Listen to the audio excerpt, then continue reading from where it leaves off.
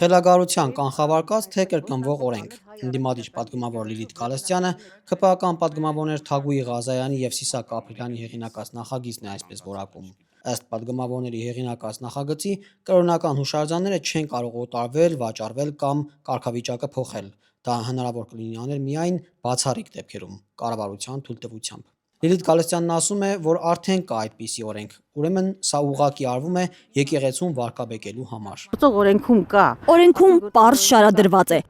Հուշարձանը օտարվում է լիազոր մարմնի տեղեկությամբ, լիազոր մարմնի գրանցած գործարքներով։ Լիազոր մարմինն այս դեպքում ԿԳՄՍ նախարարությունն է։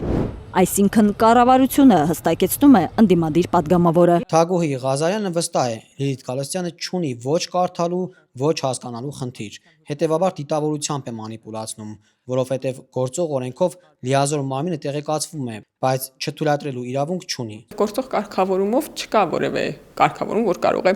կառավարությունը կամ լիազոր մարմինը մերժել այդ սեփականության փոփոխության հիմքը, կա միայն այն պարտավորությունը, որ նախապես տեղեկացնում ենք, որ մենք հուշարձանի սեփականության իրավունքը փոխանցել ենք, նկատի ունեցեք, որ հուշարձանի հետ կապված հարցերով այսուհետ այս մյուս կազմակերպության կամ անձի հետ պետք է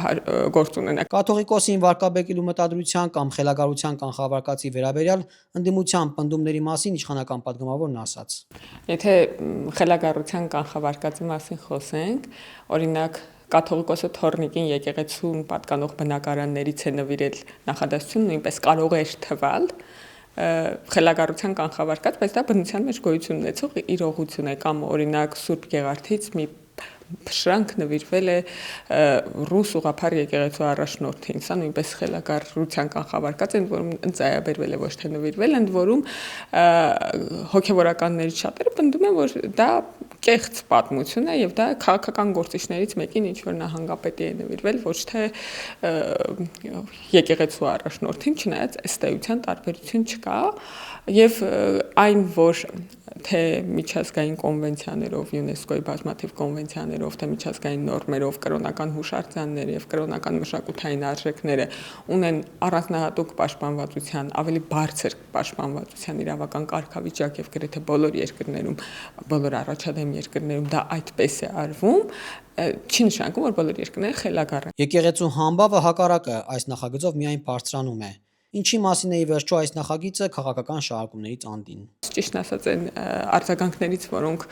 ընդդիմադիր մամուլը, ընդդիմադիր գործիչները եւ ընդդիմադիր եկեղեցական քաղաքական գործիչները այս իրադարձության նախաձեռնության կապակցությամբ տալիս են,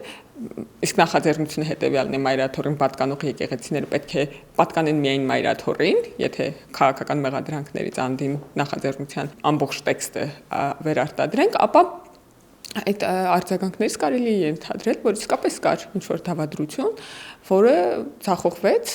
թե չէ չեմ հասկանում այդ արձագանքների տրամաբանությունը հակառակ դեպքում ինչ խնդիր կա, եթե ուզում եք, որ մայրաթորին պատկանող եկեղեցիները պատկանեն միայն մայրաթորին։ Հավանիր տեսանյութը եւ բաժանորդագրվիր նորությունները բաց չթողնելու համար։